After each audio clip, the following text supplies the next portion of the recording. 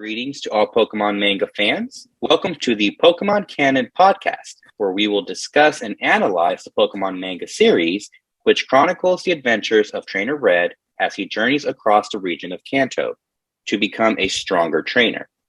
On his adventure, Red catches Pokemon, collects gym badges, makes allies and enemies. Join us as we take a closer look at the overlooked origin story of Trainer Red and his Pokemon adventure. I am your host, Sir Serrato. And hi guys, I'm Daramu. How's it going? It's Fleur. All right, and this is the Pokemon Canon podcast. All right, guys, so for this episode, we're going to start off with the TV guide synopsis. So for this, I just put Red and Misty continue their alliance by confronting Team Rocket at Mount Moon over the mysterious powers of the Moonstone. So that was pretty simple. So yeah, we're starting episode 5. We are halfway through our first book discussion. So after this, we have 5 more episodes to do. So yeah, we're halfway through the first book basically. So we're getting to the conclusion of this one first, and it does build up. There will be a pretty cool little build up at the end, but that's what our 10th episode will be for. So we're going to go ahead and dive into the Pokemon Are the Champions recap. So last week, we forgot to mention, but Daramu, who was your suggestion that I do for this one? Yeah, so in the chat box, you said Professor Oak, and do you remember what you said, Fleur? Oh, the rival, yes. So because I've already done the rival, I did Professor Oak for this one. Yeah, so I went with Daramu's suggestion on this one. So this is my interpretation of Professor Oak. It's time for Pokemon Pocket Monsters. Pokemon Are the Champions recap. There was a young girl battling a hyperactive Pokemon when my protege, Red, appeared to help her out. The two teamed up to take the wild Pokemon down in a combined team effort. As it turned out, the Pokemon was not a wild Pokemon at all, but a Pokemon that Misty had stolen from her and tested on by Team Rocket. Red and Misty decided to contact me, and I provided Red with so much important information, including who his father was and about the Pokemon War that took place before the start of his journey. But I don't think he heard me.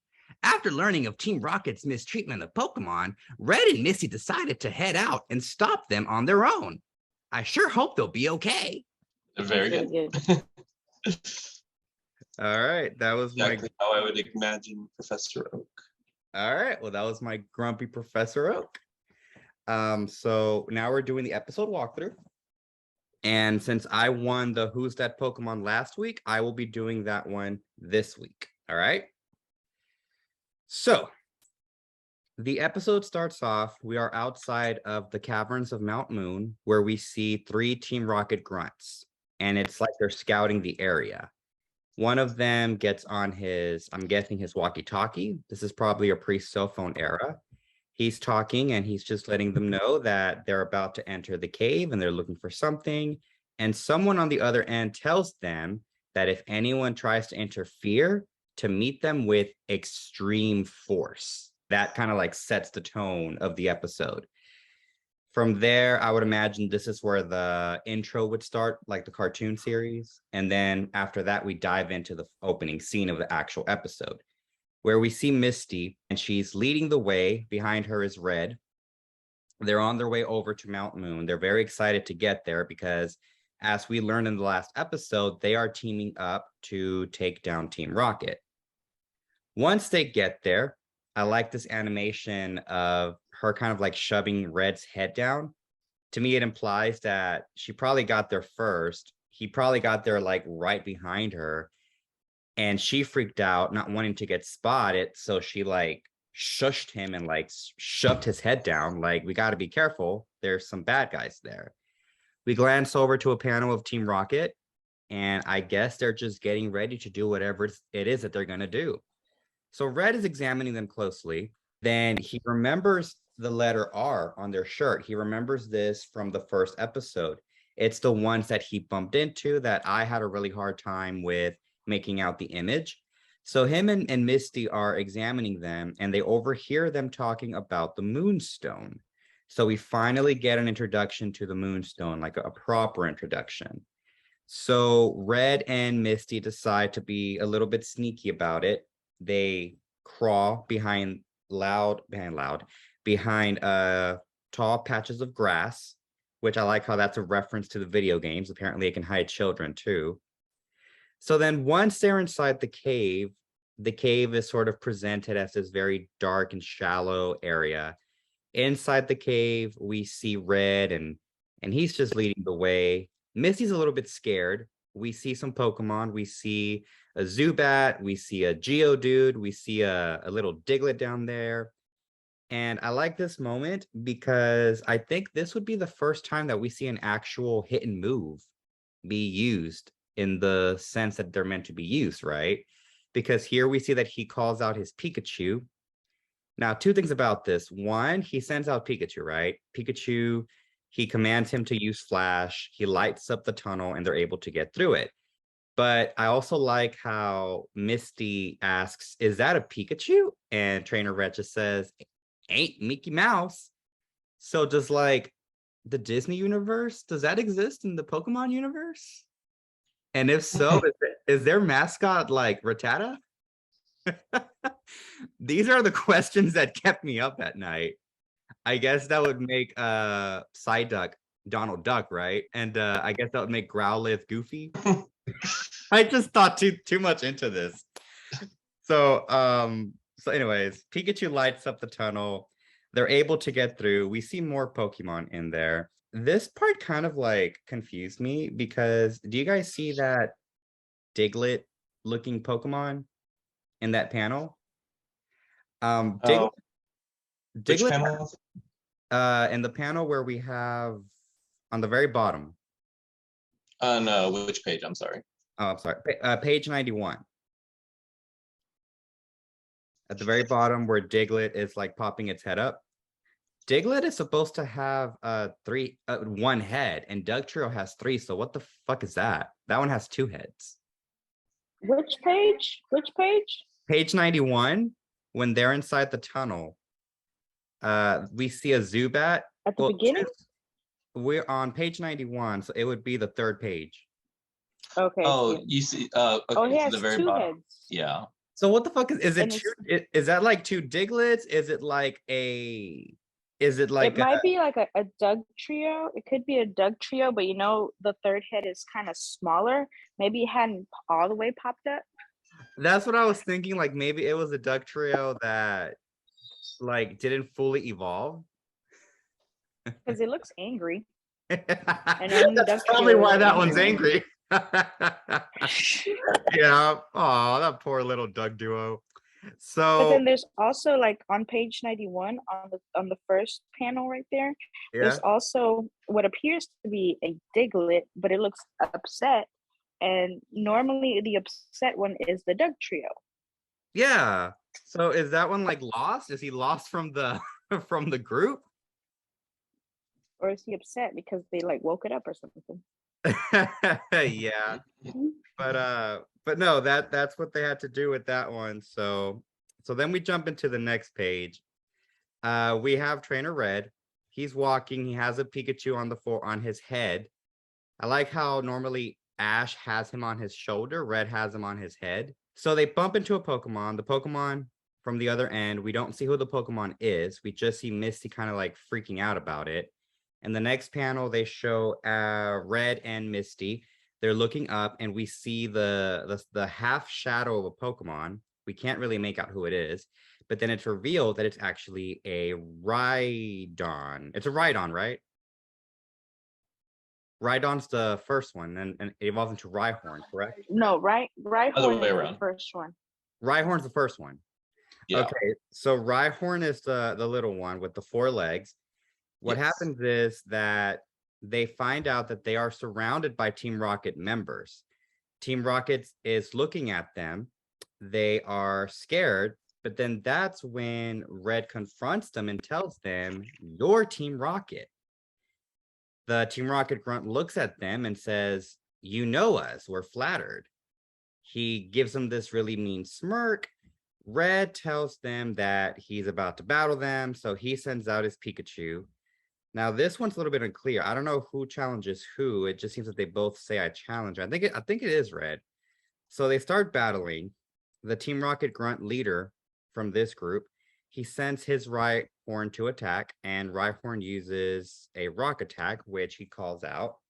Pikachu gets hit by the rocks. Then the rocks are kind of sort of in a pile of rocks with a lot of debris. But then we see a lot of electricity sparks spark through the rocks. Pikachu jumps right out. He does this weird thing where he uses his electricity to kind of like get all the rocks grouped together, and he shoots that at the Rhyhorn. Fuck, it's Rhyhorn, right? Rhyhorn. Okay, some Pokemon I get confused. Okay, Rhyhorn. So Rhyhorn gets hit with the rocks. Now this one I like because it wasn't as bad as the Onyx episode, because this one, the logic there was that the rocks hit him, not really the electricity. So I was like, okay, that's not as bad. There's still some bad things in this one. We'll discuss it. So then Red is excited about this battle. Now, this is the part where we finally find out just exactly what these Team Rocket members are doing to these Pokemon. His Rhyhorn is, I guess, out for the count. But then this Team Rocket leader, he pulls out a syringe. When he pulls the syringe out, this alerts Red and Misty. And they kind of know, okay, so this is what's going on. Red and Misty know from this moment, this is whatever they're about to do to this Pokemon is exactly what they did to Gyarados. So the Team Rocket Grunt inserts the syringe into the Pokemon. The Pokemon's eye suddenly has like a twitch. It opens up. We see the horn bust out of its head. We see like his back start to evolve. We see the tail change form. Next thing you know, it's a Rhydon. And Rhydon is ready. Rhydon is out in battle. He's ready to take on these kids. Red shouts that he turned his Rhyhorn into a Rhydon. Misty makes the connection and she realizes that's exactly what they did to her Gyarados. She confronts them, but then the Team Rocket Grunt leader kind of does this very, what's the word? He does this very, kind of like mocking her, like his body language. He's bending over and just like, what? Oh, I didn't catch that. What? She gets really mad, so she sends out her Staryu to attack, and she just says, Staryu attack. Staryu launches a very powerful water attack, which of course, because it is a Rhydon, and sometimes logic applies, sometimes it doesn't, it actually knocks it out. The Team Rocket Grunt gets really, really mad. So he sends out his Pokemon to go back, so it's not knocked out. Rhydon's horn starts to spin. This alerts Red and Misty. He shouts Horn Drill, and the Horn Drill, what it does is it does this cool thing where the attack is hitting him, the water, which I'm only assuming it's like surf or something, but the spiral of the horn is causing the water to spiral out of control into sort of a whirlpool. So this causes Red and Misty much distress. They're both basically being thrown all over the room. Misty hits the wall really, really strongly. She falls down. She's unconscious. Red notices this. He realizes he's basically by himself at this point. He looks over to the Team Rocket Grunt, standing next to the Rhydon. He sends out Pikachu. So then when Pikachu goes into attack, Rhydon just steps on Pikachu, putting all of his weight over this Pokemon. The Team Rocket Grunt guy tells him it's over. He sends out his Rhydon to attack. A lot of rocks go over to hit Red. From beneath Rhydon's leg, Pikachu is struggling to get out. Finally, Red shouts for Pikachu to do something. Pikachu does some kind of an electric attack that frees himself from the leg. He's able to get out. As he's getting out, he looks back and he shocks a very powerful attack. Everyone thinks he missed, but in fact, he wasn't aiming for Rhydon. He was aiming for the ceiling. He was trying to get this large boulder to fall. Once the Team Rocket leader spots this, it's too late.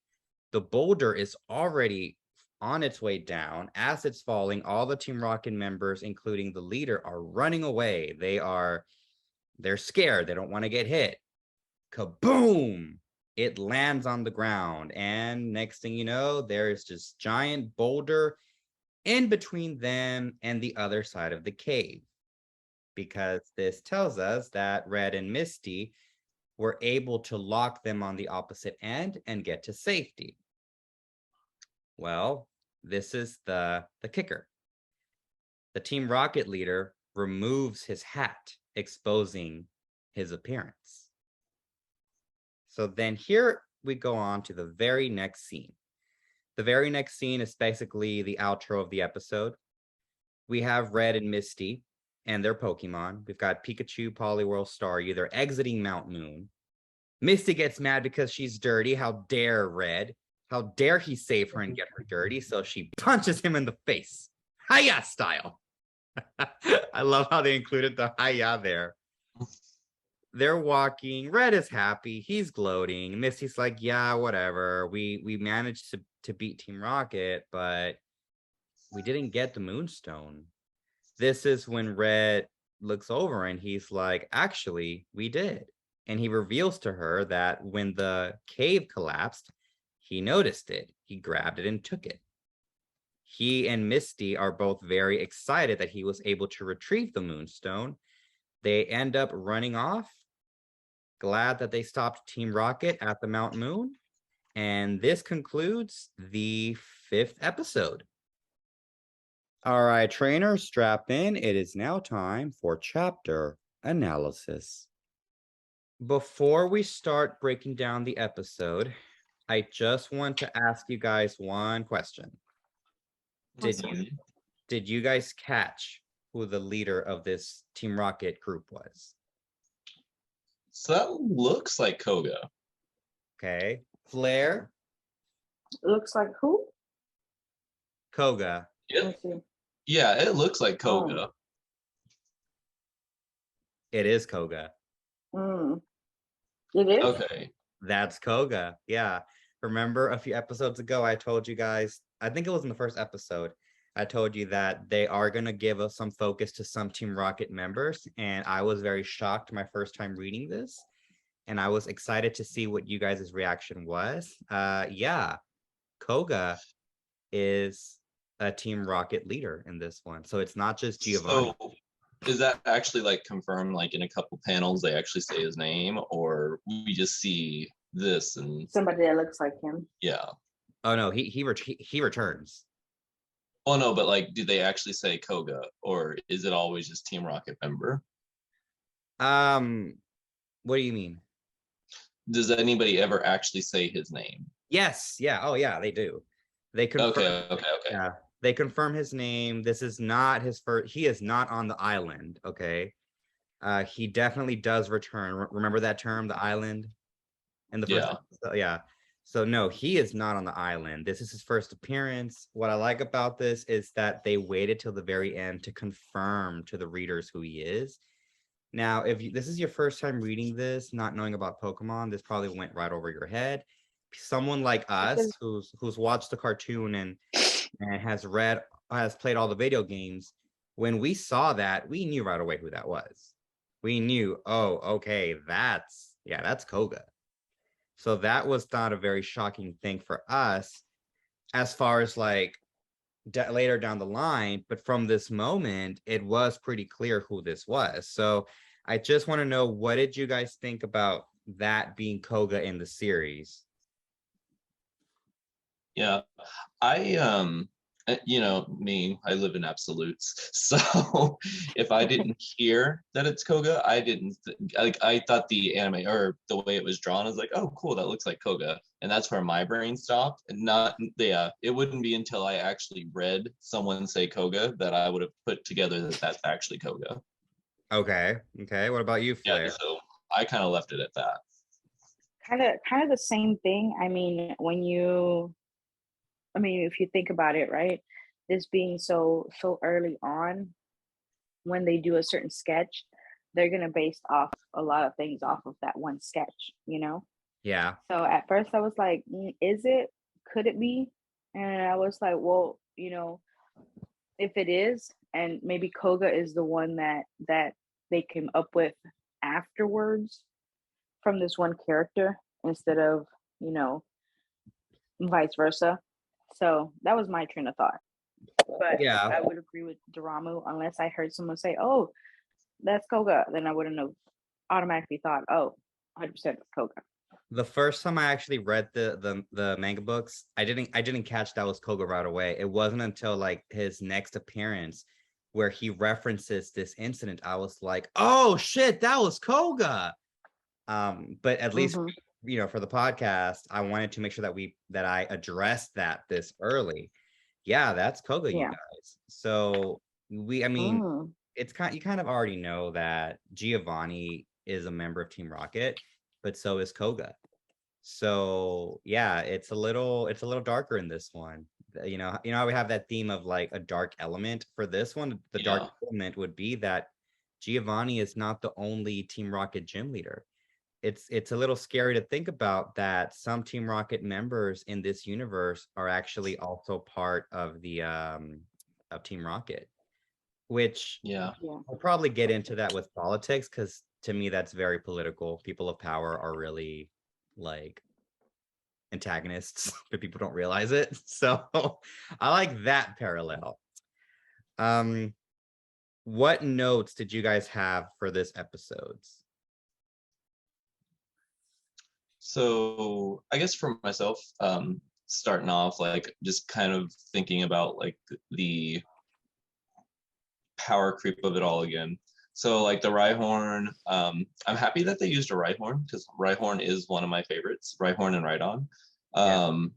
With the way the serum worked, I couldn't help but wonder, it's like, okay, so since you're like forcing the evolution, does that mean that it just maintains its current level? Does that jump it up to what it should be when it evolves? So they could have very well been going from like a level 20, 30 Rhyhorn to a level 42 Rhyhorn, like in an instant. But then I thought back to the previous comic where Misty's Staryu was taking hydro pumps or whatever from Gyarados. So it's like, if she was able to take that and still have the HP to recover, she would have been just fine against this. I think my first thing that I would have like started to notice would have been like how a Rhyhorn and a Rhydon were taking times 4 attacks and still standing. Like, there's just no way. Now, if this is like before I had played any of the games, you can't really tell that they're rocks. Like, they look almost like Kangaskhan. Like, they have like the same kind of like build and everything. So yeah, at the time I would have been like, okay, cool, that's awesome. Like, they don't give you like any type of technical knowledge in this, so you have no idea whether or not it's super effective or not. So yeah. Whenever someone complains about like new generations not having a lot of imagination and just recycling old stuff, I'm like, okay, Rhydon, Kangaskhan, Nidoking, Nidoqueen, like, what's your argument? Yeah, they do have that same sort of a physical structure, and I can see that for sure, because I know that in the first games they were limited with how much they could do with the 8-bit animation. So I know that that's why a lot of the Pokemon had very similar structures. Yeah, I do know that part of it. But yeah, I agree. What other notes did you guys have for this one? well, now that you mentioned it, so it's one of those things where had you not mentioned it, I wouldn't have thought about it. But if this is Koga, it's him using Pokemon that he doesn't use. Normally he sticks to poison types. So if he's, if that's actually Koga, he's bringing out like a Rhyhorn and turning it into a Rhydon, like that's completely outside of his type. Like there's like no bridge to get there. Yeah. So I'm gonna give you guys a very, very, very slight little spoiler here. You know how in the Pokemon cartoon series, aside from Brock and Misty, every other gym leader, you really only see them for their 1, 2, maybe 3 episode story arc? Yeah. In this one, they all have recurring roles. So Oh. Yeah, so this is not the last time we see Koga. Once, whatever happens to Misty, we're gonna see her around. We haven't seen Brock for the last time. Okay. None of the gym leaders are on the island anytime soon. So yes, we're gonna see Koga again. He will appear later on. We're gonna see every gym leader, and they're gonna have recurring roles. And that is one major difference that I like about this from the cartoon series. I really like that they don't just put a lot of effort into giving these gym leaders personalities and backstories and a purpose.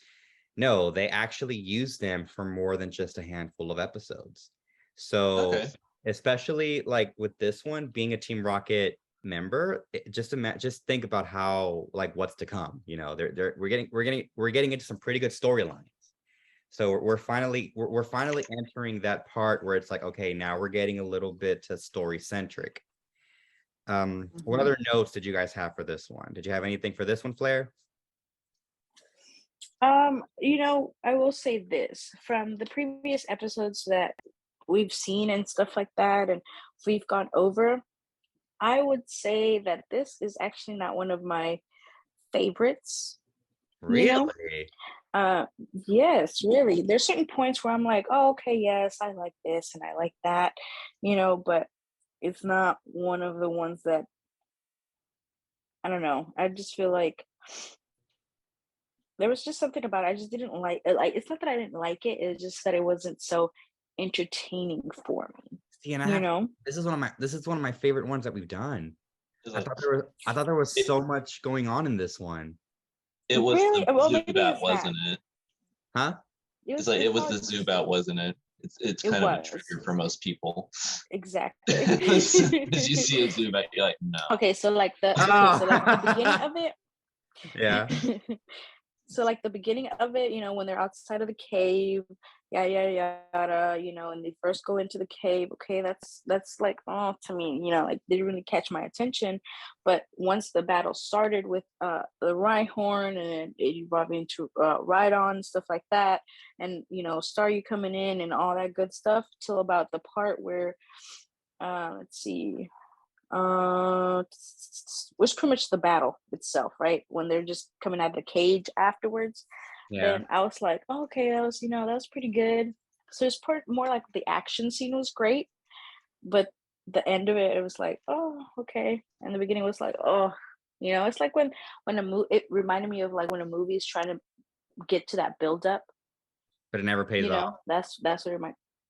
It was just the build up that was just, to me, just take forever. Like, let's get to the action. Okay. Let's get to the battle. I want to see what's going on in the battle. See, but this one, okay, and I know that Daramu had some arguments to make about this one. I actually don't mind the way that the battle was handled here between Pikachu and Rhydon. Simply because I didn't see it as the electricity being exactly what hits Rhydon. I saw it more so as the rock being what hits him. Pikachu's just using the electricity kind of like to magnetize it. That was my interpretation. No. Okay, so because I thought about it and I was like, okay, the only way this makes sense is if this isn't a time before they had types. And that's why I had to start thinking about it that way. Because when Pikachu was under his foot, he started off with the electricity, in which case, right on, what was it, next panel, actually got hit by it. Like, he actually falls over from the attack. It's like, this would make no sense any other time. So the only way it makes sense is if this was in a time before types and they didn't establish that he is a ground type yet. Okay, so you're trying to justify it for yourself. Yeah, because otherwise that Pikachu would have been jam. Like, there's just no way around it. Yeah, he was under his foot. Like, see, and like I kind of wanted to justify it by saying, well, maybe the experimentations are having some weird side effects on the Pokemon to where it's throwing off their type disadvantages. But that wasn't the case with Onyx, with Brock's Pokemon. Yeah. Now I would have been okay. I would have been okay if that would have been the storyline, that the experimenting makes it to where their typing doesn't work, and that would explain why he was able to like deflect that water attack, because a water attack should have 4 times the strength over Oh, this, for sure. but Yeah. it's And like I said, just going from last time, like her Staryu, who was like taking like hydro pumps, like so level 42 attacks, like it's taking them and being able to use recover from them afterward.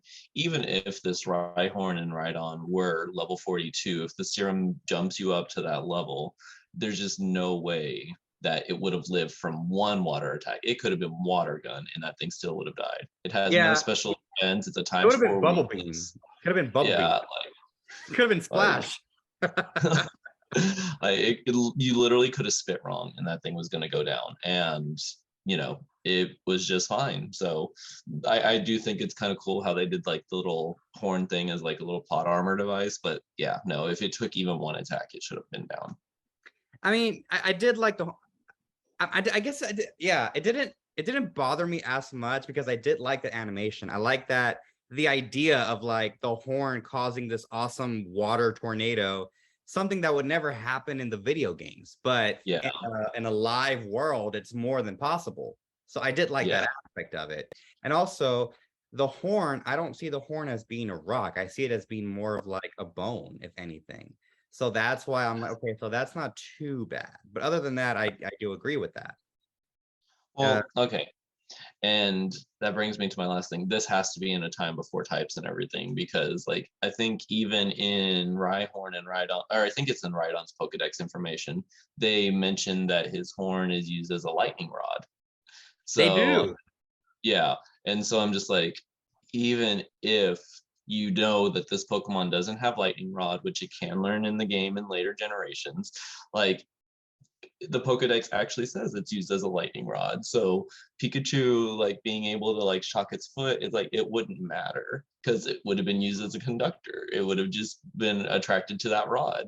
So again, I have to I at one point had to like take myself and be like, okay, this had to have been like the groundwork for a lot of things, so there's a lot of things that aren't going to make sense, so now we have to just start like enjoying this for the story it is, because otherwise it's gonna constantly mess with my head.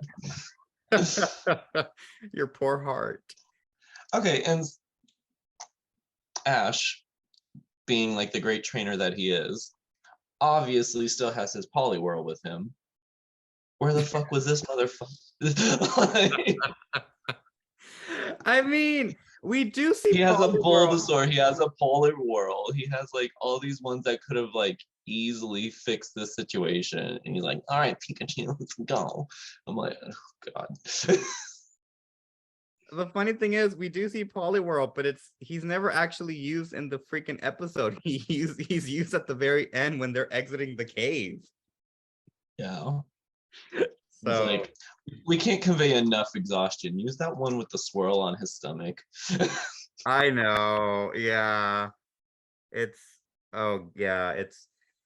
I'm telling you, I see a lot of red in Ash sometimes, but I still prefer red. Just always will. We're gonna go on to trivia. Now for this one, I have two things. The first one is, this is the first time we see a Pokemon evolve, and it was it was done by force. Yes. So the very first evolution that we see on here was done by force. That kind of reminds me how, according to the Bible, the first death ever was a murder. Yeah, I just went there. Sounds good. I just took it really dark. But the first evolution that we see was done by force. The second trivia that I have, and this one is more of a mistake, and I wanted to know if either one of you caught it. So before I tell you what it is, I want you both to tell me if you caught it. Now, if you guys aside from the mistakes I pointed out, there's another one. I was like, There's another one, but this one, I can actually tell you the page that it's on if you guys want to just want me to tell you what page it's on. Yeah, let's go ahead. Yeah, what page is it on? Okay, so it would be page 93, but the pages, so for the readers listening, it's page 93. For you guys, for the panels we're reading together, it's 1, 2, 3, 4, 5. It's the 5th page. What's on that one? Like one of the panels. Is it the where he injects him? It's actually the no. So okay, it's the one where on the very first panel on the upper left side, not the right, but the left, it's a picture of Koga, and it has like a large snort on it. Okay. It's on that page. Oh, okay. So somewhere in that page, there is sort of a an error / trivia.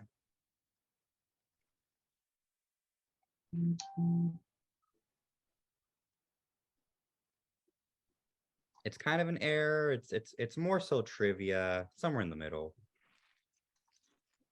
And I figured someone as game knowledgeable as Daramu would catch this one in a heartbeat. Oh no, you're talking about the Rock Blast. You caught it. Yeah, no, he can't learn Rock Blast. Oh. Rock Blast wasn't in the original game. No, so when in the last one, when he says Rhyhorn Rock Blast, 2 things. One, that's Rock Throw. He's actually using Rock Throw, not Rock Blast. And Rock Blast was not introduced until Generation 3. Yeah. So they were well, when I read it, I thought it was off. You know, when I did read it, I was like, why does it say that? I was like, that's kind of familiar attack. Yeah, but I didn't really give it much thought afterwards. Yeah, they were just hoeing with us on that one. So that was the one I caught. All right, next segment. Now we're moving on to the standout moments. So for standout moment, who would like to go first? I have mine, if you guys don't mind me going first. Yeah, go for it. Yeah, I can go. So my standout moment is when Misty punches Red when they're out of the cave. And it's simply because when she punches him, she does this. Hiya! So, they reference my. Oh, I know which one. Yes. They reference my much beloved hiya sound. So that was my standout moment for this one. What is you guys's? Okay, so for mine, like I said, Rhydon is one of the ones like I really like. Like I don't know, I always like the big looking monster ones. Mm-hmm. So I think my standout moment is literally the moment where Rhydon's foot is on the Pikachu and you just see like that panel says like Doom on it. Like it's such a well drawn angle. Like even the little like action lines where the foot is, like it's showing that there's like a lot of movement in that one. Plus like I said, the angle for it, like Rhydon just has like a very powerful presence. It gave me very much like Tyranitar vibes, which is another one of my favorites. Oh, like, yeah, I see that. Yeah, so I totally see that. Yeah, so it was just a great way to help depict like how strong this Pokemon is. And I really like the way that they animated it. I like the way that it looks. Like it just looks really, really good. Okay. So that was my standout moment. I mean, it literally brought everything up to that moment. And so, yeah, I like that a lot. All right, I see that. I also kind of get like the impression that particular image, that's we have Chubby Pikachu. We already saw Chubby Meowth. That looks like a chubby Rhydon to me. Yeah. A very, very chubby Rhydon. It's got that old school like width that a lot of guys try to get when they're bodybuilding. He's trying to get that. Did y'all play Pokemon Stadium or Stadium 2? Yeah. Okay, so Rhydon looked really, really cool in those games. Like I specifically, yeah, and like this kind of takes you back to that. Like it literally looks like you could tell Rhydon is definitely one that they like because there's never a moment where Rhydon doesn't look good. Well, that was their first Pokemon ever created. Oh yeah, no, for sure. Yeah. And so that was but that like even in Stadium, like he always just looks really cool. In any game, he always just looks really, really cool. So and you could tell right here, it's like, yeah, no, they wanted him to look a certain way, and they did it. But even like in the handheld games, like in Yellow, Red, and Blue, he was always intended to be the first one that they created. Okay, what was Fleur? What was your standout moment?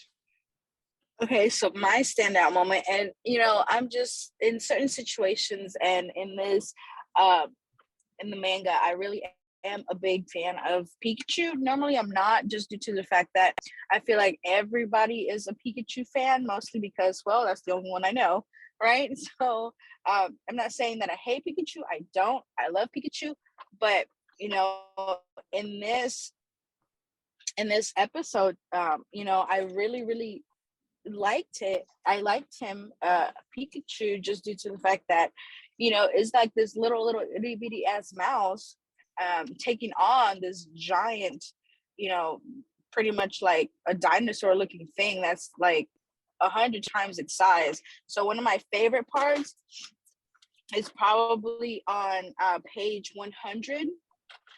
That first screen right on top, where it's just going at it, like the first two, the first one and the third screen, where they're just like going back and forth, like he's really just giving it his all, as maybe like a 5-pound mouse compared to like 120-pound, what is it, Rhydon. So we're talking about probably one of my favorites. We're talking about Pokemon, so it's cute, but in real life, a 5-pound mouse would be fucking terrifying. No, well, yeah, for sure. I mean, it can shock you clearly, but that's like one of my favorite parts. It's not intimidated. Like what I got out of it is Pikachu's not intimidated by it. It's like, yes, you're bigger than me, but I'm gonna still give it 120%. Yes, you're on steroids, but I'm still gonna go ahead and finish my 120. Like just Yeah. So it's very, very like underdog type of situation, which I am a really big fan of. I'm not saying that Pikachu's going to go ahead and win, because clearly, one Pokemon's all jacked up and the other one's is still powerful and everything. But I mean, when you have anger, it's a little advantage towards the anger side, but it's not about the fight, but the will to try to do its best, so I was a very big fan of that. Yeah, and that too, like in this one, Pikachu didn't actually win the battle. He just was able to block them off so that they can all get to safety. Because it was more of like a defense standpoint, like I know I don't like my trainer, but I'm also not gonna let this dude get beat the fuck up, so Pikachu gets in this role of I may not like you, but I'm not gonna let anything hurt you unless it's me type of situation, so with him like really not going in for a win, but more for a defense standpoint, then that was really good episode for it.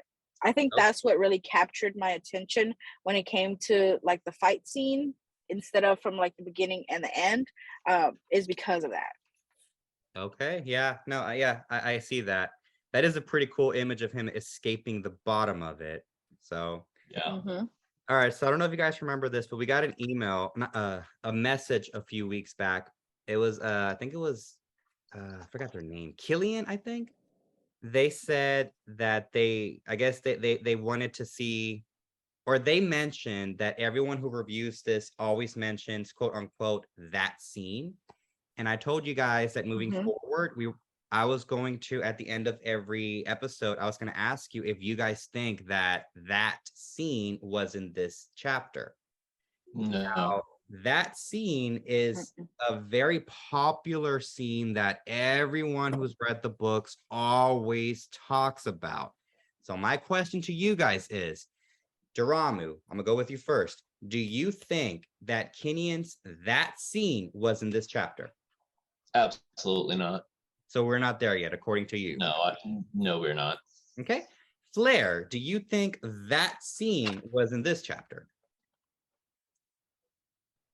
No. No. Well, okay, no, not to a certain point, right? I feel like it's a yes and a no, but I'm leaning more towards no, just due to the fact that I feel like when it does happen, that scene that they're referring to happens, I think we're all going to be, flabbergasted, and it might be the first thing we try to go ahead and talk about, at least for Daramu and myself, since we haven't read the manga at all. We're just reading as chapters go. But or, and this is the only reason that I think yes, is just due to the fact that an Elite Four is part of Team Rocket, so it just depends. So your answer would be no, but if your answer were yes, it would be that it's Koga. Yes. All right, so I'm gonna give you guys the answer. You're both correct. That scene is not in this episode, and I will tell you it's not Koga because most of us readers didn't really catch that it was Koga right off the bat. Yeah. We had to read. You have no way of knowing. Yeah. By this point, because this was all before the game, right? Yeah.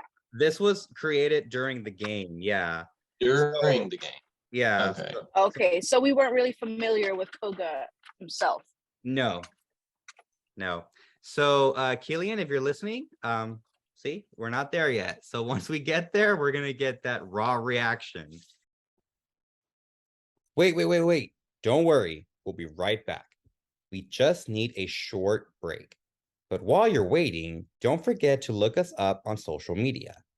Check out our Facebook page, Instagram, and Twitter. Simply search Pokemon Canon. Are you on Twitch? Help us support our fellow podcaster, Daramu, by subscribing to his account at twitch.tv/Daramu. That's DARAMU.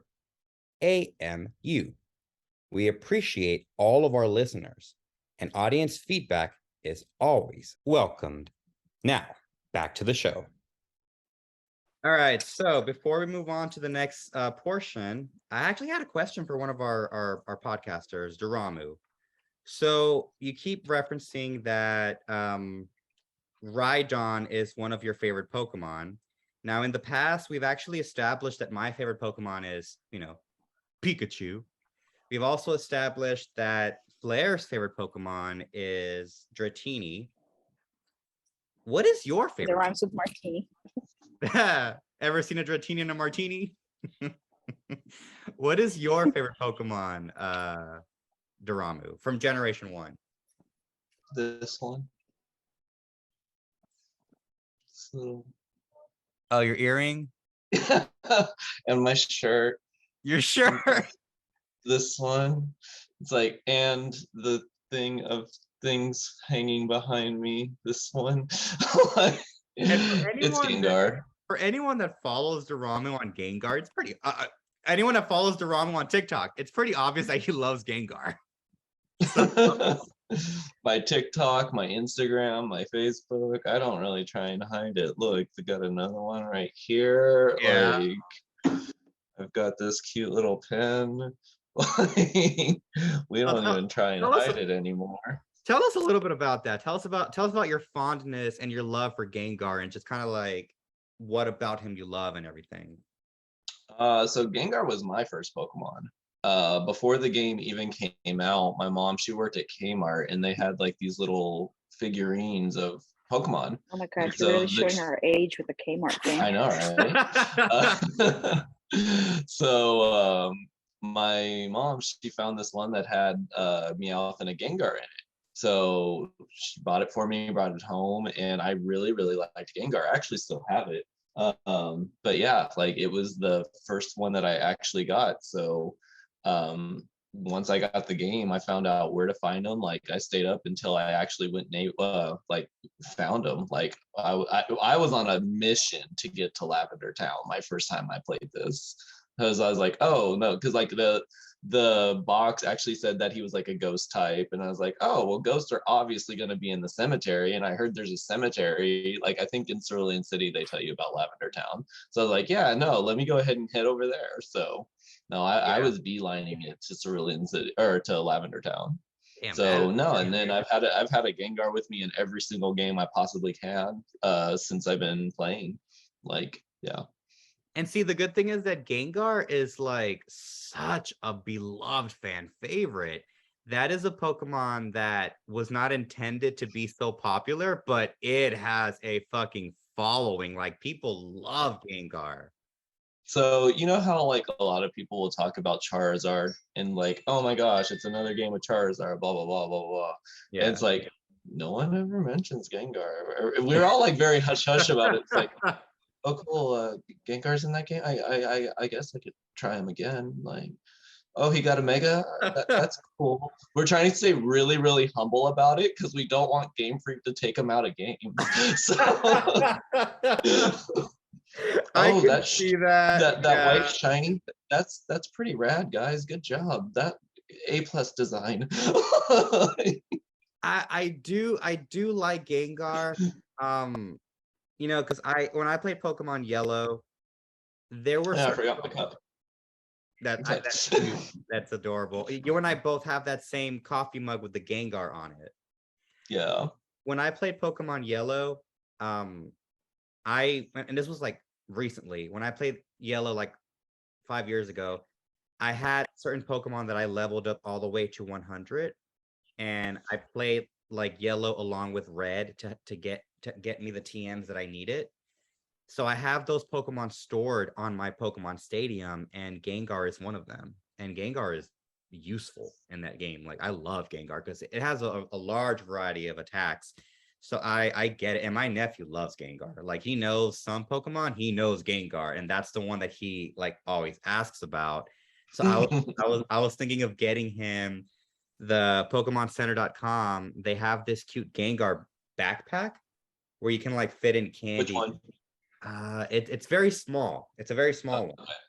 You just open I've it. got it. Okay, so I figured you would. Yeah, like I can go down and grab it real quick. Like I've got it. Yeah. Have it ready for show it for the next episode. We could take a look at it and maybe like post it on our what do you call on our TikTok. Yeah. So I'll send you a little panoramic of like my Gengar collection. Like I've got it in 2 spots of the house. oh yeah. I've got to see that because you guys saw my Pikachu TikTok, so that was pretty funny. So yeah, would you consider yourself a ghost type Pokemon trainer? Actually, okay, so I like ghost types a lot, but I definitely not. I kind of take the Cynthia route. It's like, oh, cool, you're a fire type trainer. Yeah, I made a completely well-calculated team that will cover every single type advantage and weakness. And yeah, no. So I like Cynthia's route.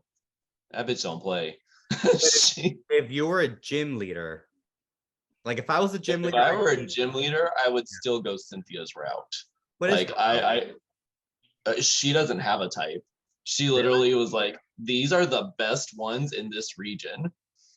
So like she always starts with the Spiritomb. She has a Roserade. She has her Melodic as a defensive wall. She's got a Lucario. She's got a Garchomp. She usually has a Togekiss. Like she doesn't care about type. She wants to win. So that's why she's so damn hard to beat. Yeah, no, like she was the first one where I realized like, oh, we should be making balanced teams. Yeah. Because I steamrolled through 3 of them because they all chose one type. Like, yeah, so no, I wouldn't go the monotype route for sure. All right. Well, that's for our listeners to know. It's been confirmed that Sir Serrato's favorite is Pikachu. Flair's favorite is Dratini, and Daramu's favorite is Gengar. So those are our individual Generation 1 Pokemon who are our favorites. It is time for my favorite segment, the episode titles, where we title our episodes as if they were different fandoms. First, we do Harry Potter. For example, Harry Potter and the Sorcerer's Stone, or Philosopher's Stone, depending on your preference. Then we do Friends. For example, The One Where No One Is Ready. Then we do Hannah Montana. For example, there is an episode titled Smells Like Teen Sellout. And finally, Gossip Girl. For example, they have an episode titled The Revengers. All right, Pokemon titles for Harry Potter. For this one, I have Trainer Red and the Moonstone. So, Trainer Misty and the Very Terrible No Good Very Bad Day. So that's a funny one. I like that one. Okay. Fleur, Because between the last episode and this one, she is not having a good day. She's had a very rough couple days, actually. no, she hasn't been that strong. No. Fleur, what was your Harry Potter reference? Mine is Rhydon and the Involuntary Evolution. Okay, I like that one. I like that one. We're gonna get into some discussions about that for politics. All right, so now we're doing the Friends episodes, and I did mine as the one with the battle at Mount Moon. I did the one with the mystery serum.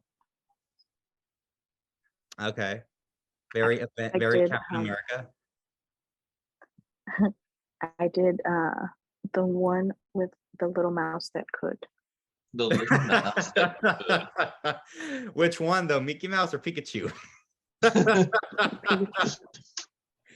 All right, for Hannah Montana, I did Do You Want to Experiment on a Pokemon as a reference to Do You Want to Build a Snowman from Frozen. Okay. So this one's the song titles, right? Song titles or lyrics? Okay. So I did Ash's Pikachu Firework. It's because based off of Katy Perry's Firework. Okay. Okay. What did you get for that one, Fleur? A lot of people might not know it, but I just put a monster in a dark cave. What song is that? What song is that one? It's a lyric. From which song? It's like a YouTube song. It's not like a known song. Oh, send it my way. I have a couple of YouTubers that I like to listen to and follow. Check us Specifically, out. Caleb. Check us out. We're advertising. That's how Charlie Poofs got started. Yeah. Mm. All right. So Gossip Girl. I'll send it y'all's way. Now for Gossip Girl, I did Criminal Intentions as a reference to Cruel Intentions. All right, Fleur, what did you get for the Gossip Girl one? I just got just Rhydon, kind of the same way as you would like Godzilla. That is so lazy. If you're gonna do it that way, we have to do like right on. Yeah. Or aren't the Godzilla ones like Godzilla versus something? Yeah, not always. Yeah, the first couple were just Godzilla. So Rhydon. Okay. So in that panel where it has Doom, it would just be Rhydon. Rhydon. All right, Daramu. Okay. I guess movie titles. I'm just gonna go with The Rock because it literally is just Pikachu versus that Rhydon. So The Rock. We'll go with that. The Rock. Thanks. I'll be better prepared next time. I'm sorry. It's okay. All right. Now we're doing Who's That Pokemon? Last week, I was the one that lost. So I think of the Pokemon this time. And as a reminder to you guys, we take turns with the questions. You can only get one guess per turn. Okay? So is that in addition to the question? Yeah, yes. You can make one guess per. So you can do a maximum of a question and a guess per turn. But just try to not just guess every question. Try to be smart about it. I will type the questions in the chat box. So, Fleur, you go first this time. Okay. And it can be yes or no questions. Is it a grass Pokemon? It is not. Does a member of the Elite Four use this Pokemon or one of its evolutionary lines? Oh God. Hang on. I know for sure not Not the first one. Definitely not the second one. No. Not an Elite Four Pokemon. Okay. Not from Generation 1, at least. Is it a ground type Pokemon? It is not a ground type. My classic go-to, is it a dual type? You know what? I'm not 100% sure. Let me look Okay. this one We'll up. give you a moment. Okay, so What think Pokemon is it? And then we'll tell you if it's dual type or not. okay, so it's actually Melton.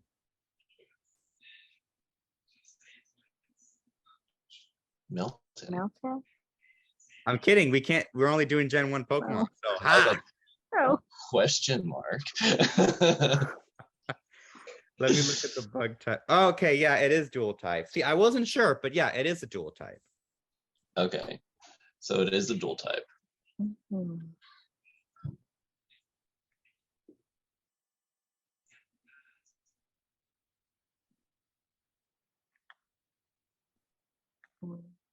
Fleur, it's your turn.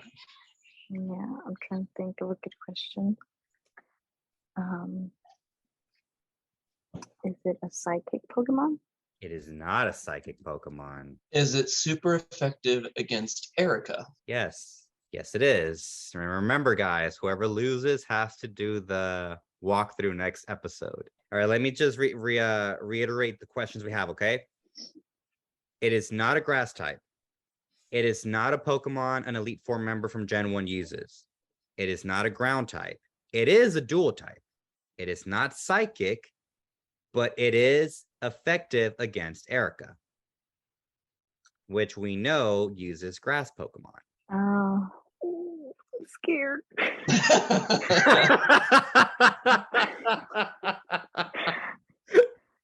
Okay. Is it a flying Pokemon? It is not a flying Pokemon. Oh, Yeah. okay. Well, that was one of my guesses. Okay. A dual type that beats Erica. What could it be? From Gen 1. Yep. Is it an ice type? It is not an ice type. Is it a fire type? It is not a fire type. And you're sure it's not part flying?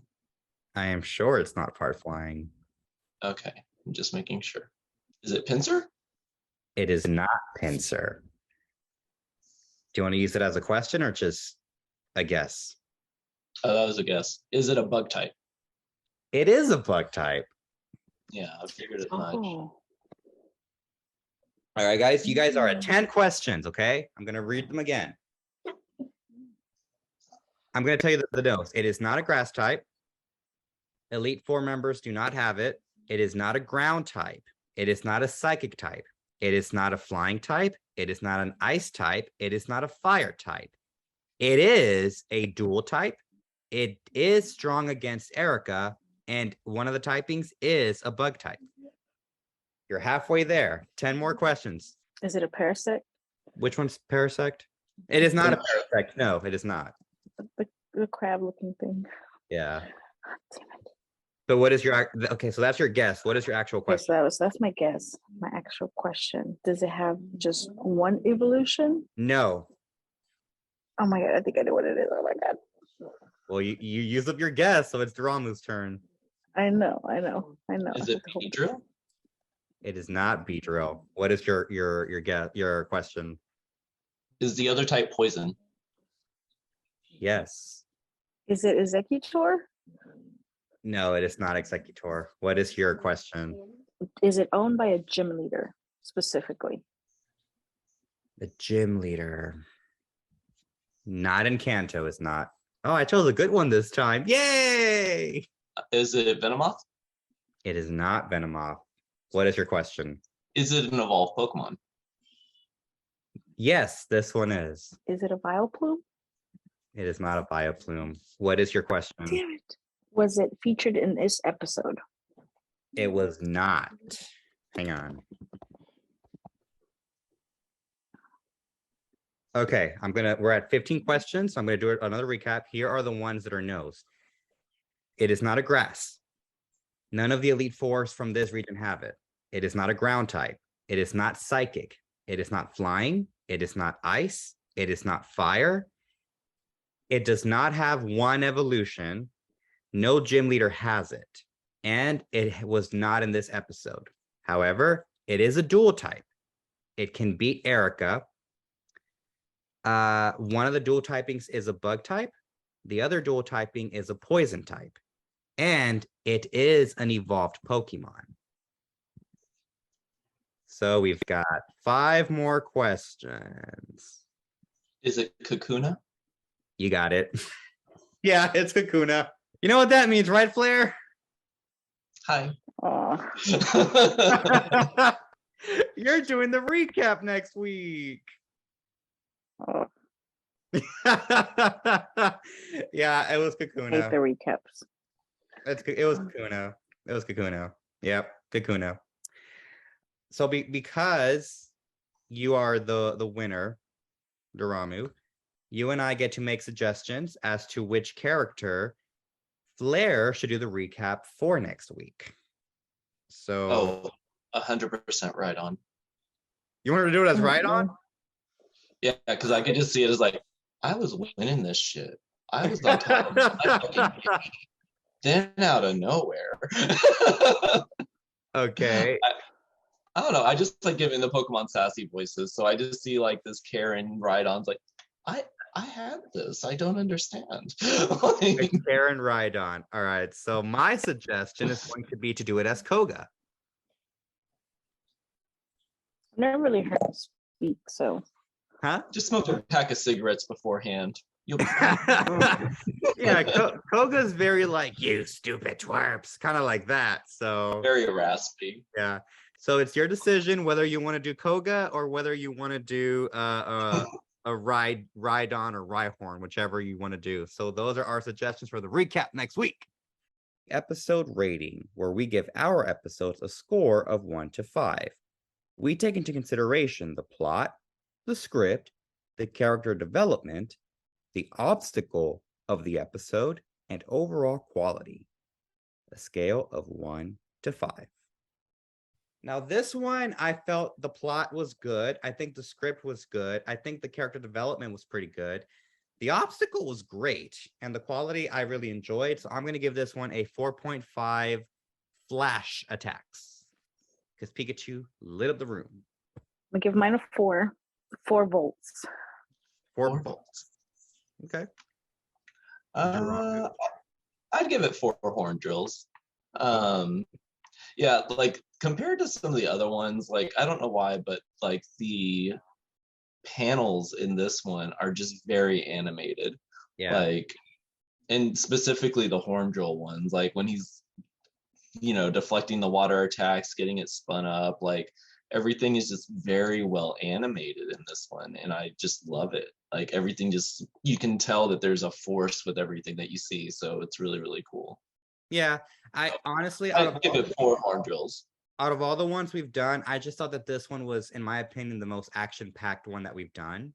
I just really enjoyed it. And honestly, for me, like on a reread, realizing, oh shit, that's when we realized that Koga is in Team Rocket was just such a like, what the fuck moment. So I really enjoyed that one. Predictions and hopeful storylines, where we discuss what we hope is to come. So when I read this for the first time, the prediction that I had was I wanted to see if Red was going to catch a Pokemon that would evolve with the Moonstone. That was the biggest thing I had, because he has the Moonstone now. So I was wondering, okay, so is he going to use this like on a Nidoran, on a Jigglypuff, on a Clefairy? Like, is he going to actually use it for evolution?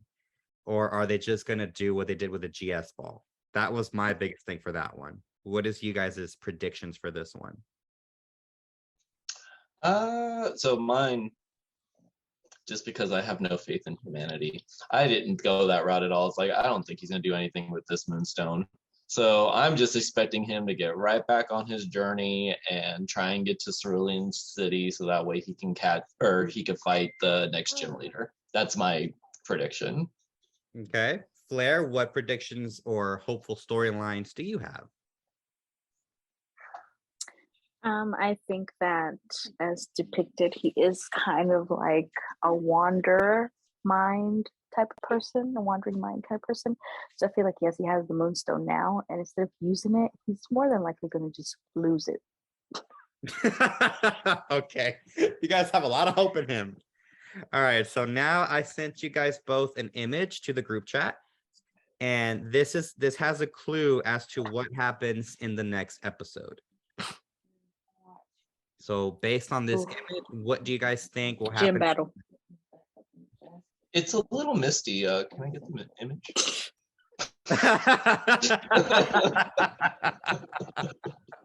And the pun of the day goes to I yeah. So for everyone listening, it's a picture of Misty, and she has a Starmie behind her, and they're surrounded by waters.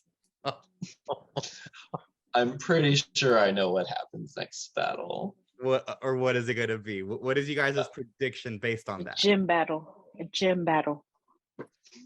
It's like Trainer Misty fucks up a child's day. So are you She guys reveals glad? herself as a gym leader. So you guys think that this is the official gym battle that Daramu was afraid was going to Yes. happen 2 episodes ago? Yes. Yeah, Yeah. Okay. So that's a I'm prediction. pretty sure that's what's gonna happen. All right. So we'll see. So if it does play out that way, are you glad that it did play out that way, as opposed to it being just her battling Misty right after Brock? Okay. Yeah. No, for sure. Because I thought we were just like steamrolling ahead. So no, I'm glad that there was like a couple things in between. Awesome. All right. So then, yeah. So we'll see what happens in the next episode. Thank you, trainers, for listening to our Pokemon Canon podcast, where we review the Pokemon manga. If you're listening to this on our podcast channel, don't forget to leave a 5-star rating and review. If you're listening to this on our YouTube channel, don't forget to like and subscribe to our channel.